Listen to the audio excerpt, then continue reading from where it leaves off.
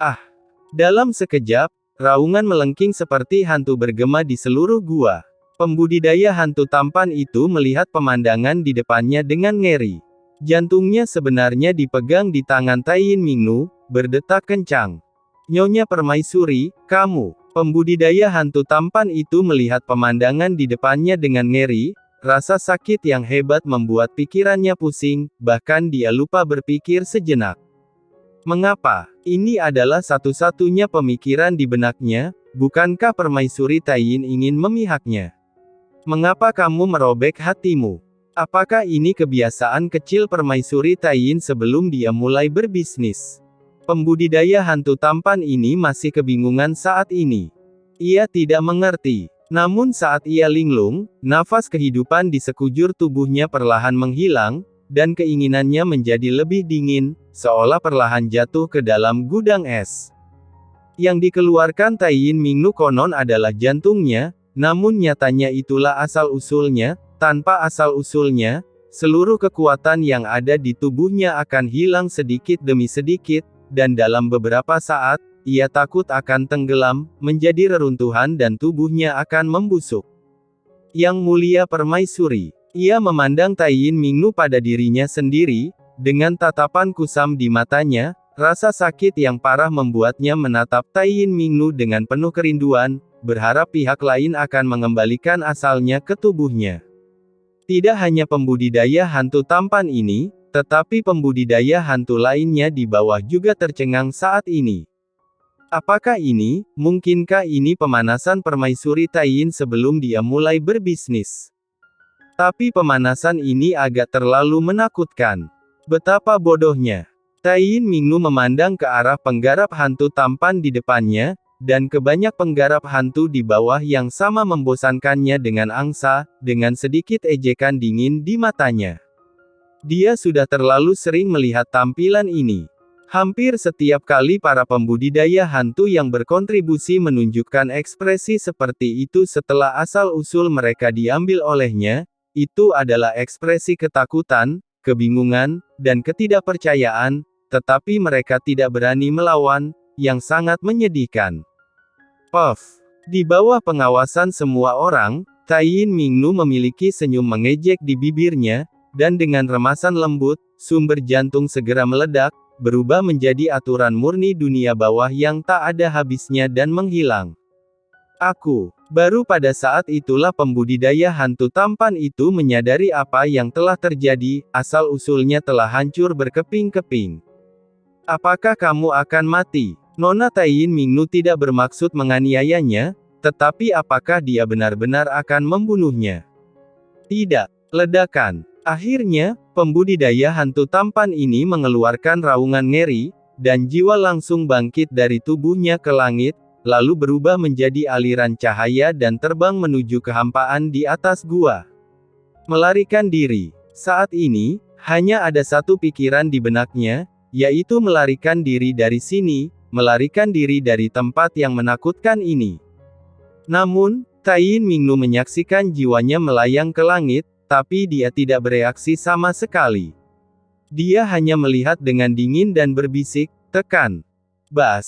Dari langit di atas gua, batasan aneh muncul, dan ledakan, gumpalan aura hitam menyapu dan menyapu jiwa kultivator hantu tampan, membungkus jiwa kultivator hantu tampan di dalamnya dalam sekejap.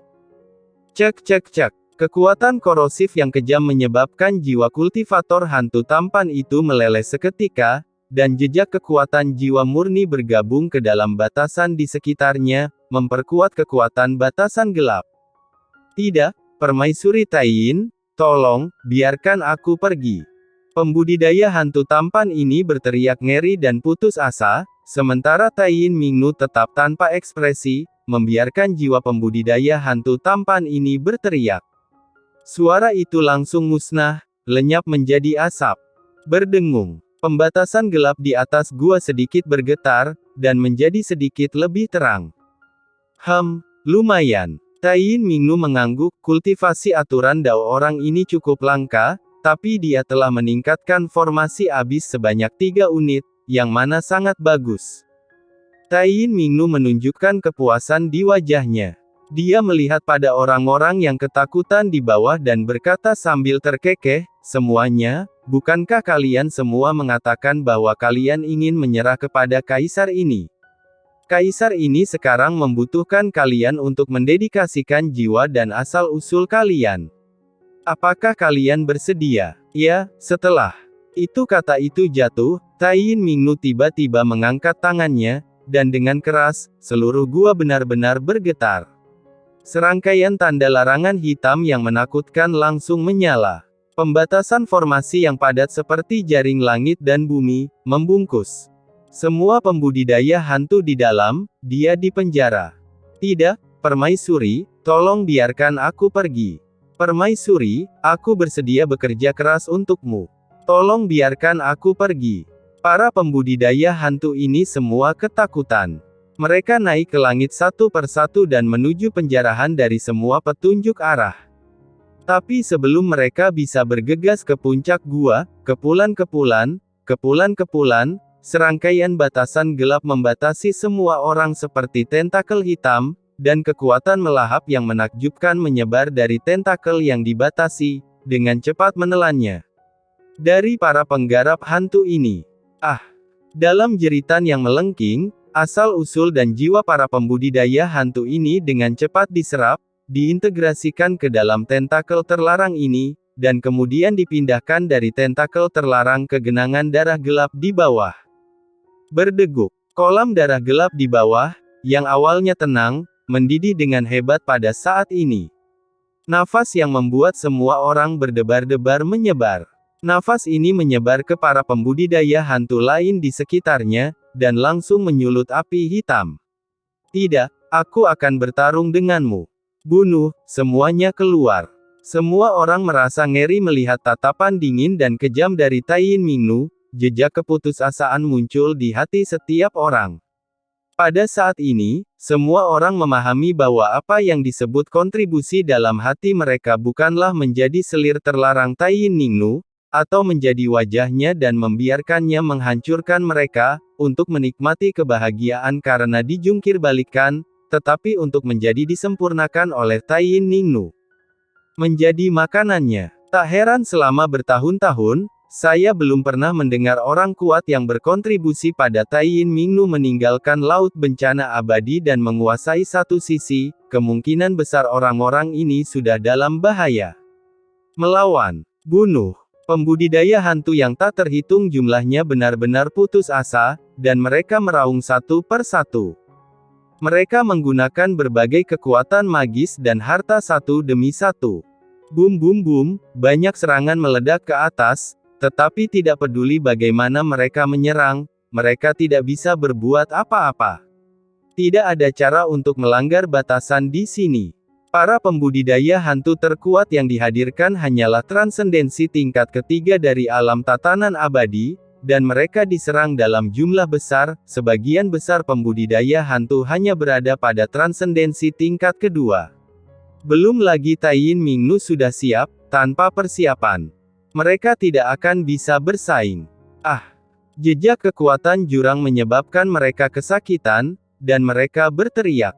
Beberapa orang tidak dapat menahan seluruh rasa sakit, dan segera meraung, meledak. Bum bum bum. Dalam sekejap, beberapa pembudidaya hantu meledak.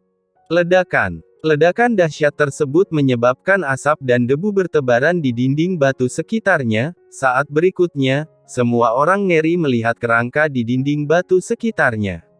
Kerangka-kerangka ini digantung di dinding batu di sekelilingnya, padat dan dalam berbagai posisi. Ada yang besar, dan ada yang mirip binatang buas. Mereka seperti serangga yang terperangkap dalam jaring laba-laba.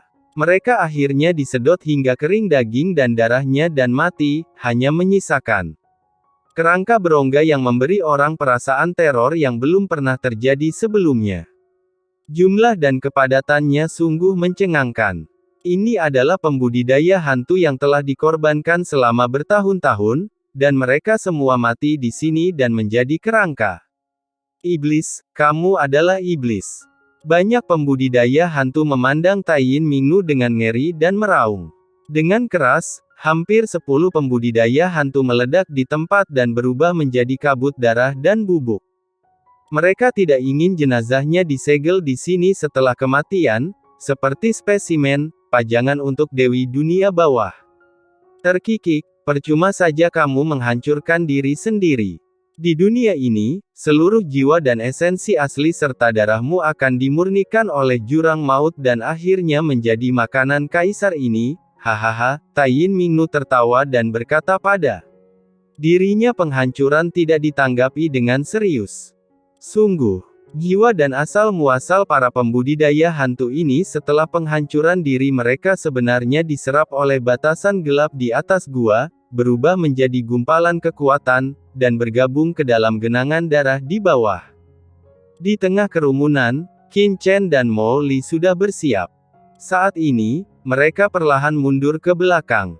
Mereka tidak mengambil tindakan. Mereka hanya melihat pemandangan di depan mereka dengan dingin, dan mereka semua ketakutan. Di dunia yang kacau, suara cemas Kaisar Netherworld juga disampaikan. Nak Qin Chen, orang ini sedang menyempurnakan aturan dan kekuatan dunia bawah pada orang-orang ini, menggunakan aturan unik dan kekuatan dunia bawah ini untuk menetralisir kekuatan dunia bawah, jurang maut, agar dia bisa kita harus menghentikannya untuk menyempurnakannya. Suara Kaisar Netherworld dipenuhi dengan keterkejutan dan kemarahan. Meskipun pembatasan di gua di depannya sangat rumit, Kaisar Netherworld juga merupakan salah satu dari 4 Kaisar Agung. Dia dapat melihat efek dari pembatasan tersebut secara sekilas, dan dia sangat ketakutan dan marah. Saya bisa melihatnya. Qin Chen juga tampak serius dan matanya dingin. Dia sangat akrab dengan kekuatan jurang maut. Bagaimana mungkin dia tidak merasakan bahwa ketika aura para pembudidaya hantu ini memasuki genangan darah gelap, perlawanan hukum langit dan bumi terhadap kekuatan jurang di genangan darah adalah sebenarnya melemah dan menjadi lebih intens. Dicampur bersama. Menetralkan. Pada saat ini, Qin Chen akhirnya memahami tujuan dari Taiyin Mingnu ini. Apakah Taiyin Mingnu ini ingin menyempurnakan kekuatan jurang maut dan mengubahnya menjadi anggota jurang maut? Apakah ada orang seperti itu di dunia ini? Mata Qin Chen dingin. Pemandangan di sini langsung menarik perhatian Taiyin Mingnu. Sangat menarik bahwa kedua orang ini benar-benar lolos dari batasan ini. Mata Taiyin Mingnu berkilat, dan senyuman muncul di bibirnya.